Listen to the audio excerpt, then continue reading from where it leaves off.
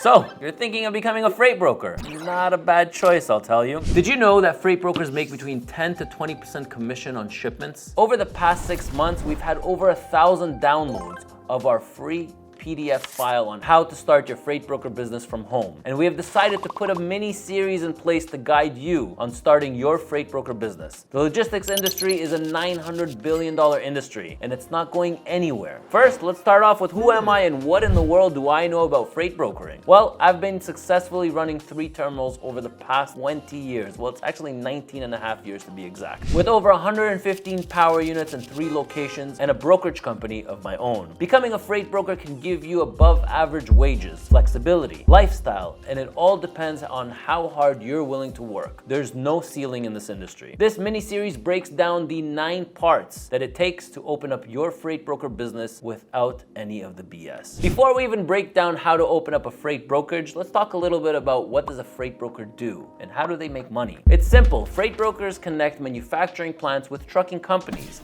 They act as the middlemen matching the shipping needs of a manufacturing plant with a carrier. Now for their services, they get to keep a small margin of that, usually between 10 to 20%. In this series, we're gonna go over potential earnings, setting up your legal structure, getting your brokerage authority, the bond and insurances that you need in place, setting up your home office, subscribing to load boards and TMSs, cold calling, and the final episode is going to be about moving your first load. Throughout the series, we're going to be sharing some resources that you will need to get started and even some inside scoop on how we here at ET Transport started our freight brokerage. This series is built for aspiring brokers, owner-operators, and small fleet owners looking to expand, dispatchers, and carrier reps seeking new opportunities. It's also meant for logistics and supply chain employees aiming to grow, remote career seekers wanting flexibility, and entrepreneurs or investors ready to build a profitable brokerage business. Now remember I mentioned that freight brokers can make between 10 to 20% commissions?